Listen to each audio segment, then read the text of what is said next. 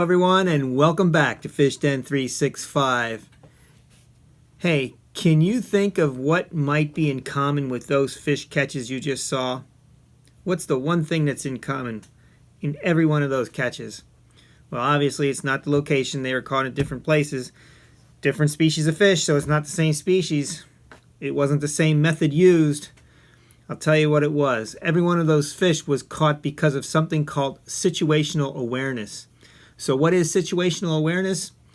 Well, it's a simple concept really. It's using all of your senses and being as fully aware of what's happening in your environment, in your surroundings at the moment, using the senses that we have. So that would be sight, sound, smell, touch, taste.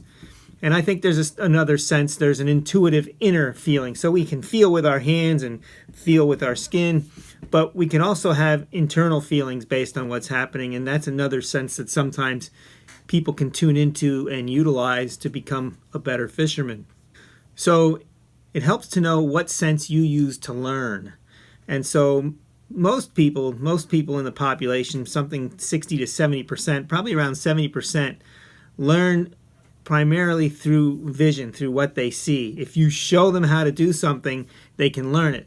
Does that sound familiar to you? Most people are like that.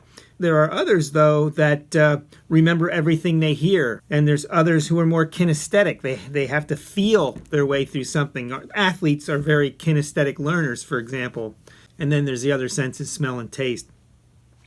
So if you know what your strongest sense is, how you learn, then you already know what you're best at as far as what you're most aware of. For me, most people, like I said, learn through what they see. I'm not one of those. I wish I was, but I actually remember mostly of what I hear. In fact, I remember pretty much everything I hear when I'm listening. For example, if someone tells me a story and I'm listening to that story, and then 6-7 years later they come back and tell me that same story or begin to, I can finish the story for them because I remember it. That's just how I am. I remember a lot of what I hear. Others remember a lot of what they see. So I know for me that I'm tuned into what's happening from an audible point of view, from a hearing point of view. But it doesn't mean that you can't tune your other senses and get more aware of what's happening by utilizing your other senses. Indeed, you can. For example, with vision, there's peripheral vision, what's happening out here, and all the way to where you're focusing your eyes on, and you can practice that. You can take a look on a lake, for example, maybe at a stick coming out of the water, and you can focus your vision on that and then start to become aware of what's out here, away from that stick in the peripheral area, just by focusing on awareness there. And that could be very important, and I'll tell you how that can be. Let's say you're out there and you're pitching to the stick and you're kind of aware of what's happening out here, and then over here in a distance you see some bait up on the surface and something's busting on that bait.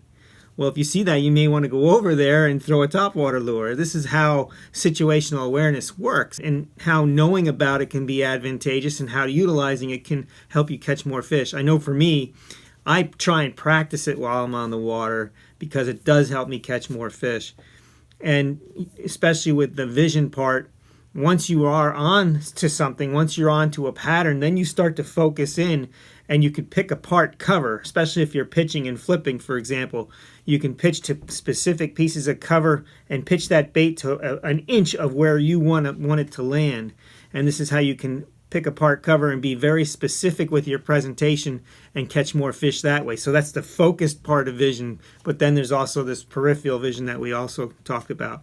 So in these catches that I had in this video, for example, the first one, that big striper, was caught at Lake Wallenpaupack.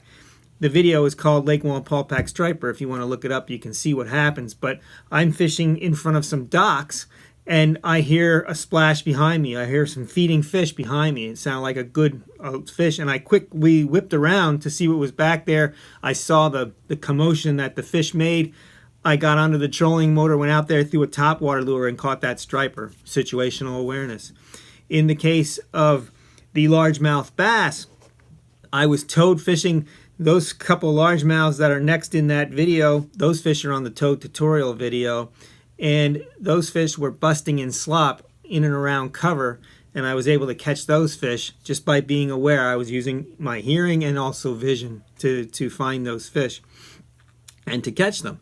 And then the trout, both those trout that I caught were actually broke the surface of the water in the Little Lehigh. And I caught a rainbow in the summer. I caught a brown trout just a few weeks ago because it jumped out of the water. It gave himself away. Again, situational awareness. The perch that you see me, those pictures of the perch, that was at Lake Wallenpaupack in the summer. I noticed on my graph that there was a whole lot of bait fish below me. They were alewives. And I looked up and I saw these alewives surface, and they were moving and they were being pushed by these perch. So I was throwing a little spoon and some other lures in there, and I caught perch after perch. Again, just being aware of what was happening around me. And then the smallmouth pictures at Lake Wallenpaupack, that was kind of an interesting thing. I was drop shotting in very deep water near boat docks. I think it was about 25 feet, maybe a little deeper. And I was catching big bluegills on the bottom or near the bottom. And then on one of the presentations, I just started to reel my bait up. And I probably reeled the drop shot up 2 or 3 reel turns, and all of a sudden there was this one hard hit. And I felt the hit, but I missed him. But I learned from what I was feeling in that case. So in the very next pitch, I pitched out that drop shot. I let it go to the bottom, and I reeled up 1, 2, 3 times, and then I just let it sit there. Shook it a little bit and caught a smallmouth. And then I proceeded to catch 5 or 6 smallmouths, all good fish, the same exact way. Again, if I wasn't aware of what happened, if I wasn't paying attention to that, I would never have caught those fish. And then lastly, my son had a nice largemouth from a Pocono Mountain Lake. That was caught because that fish busted the surface near a stump.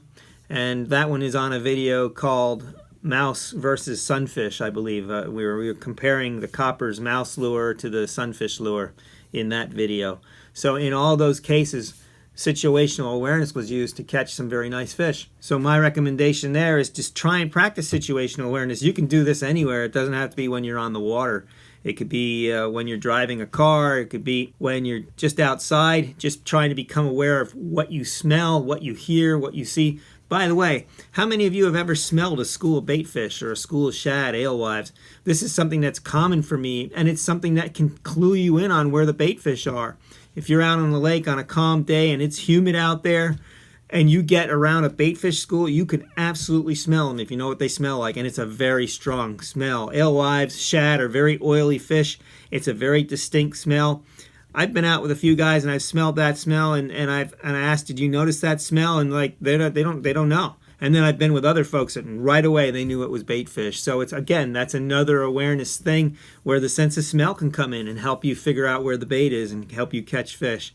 I hope this video has been helpful for you, and I hope it helps you catch more fish in the future. If you like this video, please hit that thumbs up, hit the like button. If you're new to the channel, subscribe to my channel. I appreciate it, please. I'm over 100 subscribers now. I think I'm up to 107 subscribers, so we're going in the right direction. Thank you, everybody, for watching. I'm getting some good comments and some good feedback. Please keep that going. If there's anything that you're interested in me creating a new video in subject matter with fishing, let me know in those comments, and I'll do the best I can to get the video put together. Also, share this with your friends if you think it's valuable. I appreciate your support. May God bless your fishing endeavors.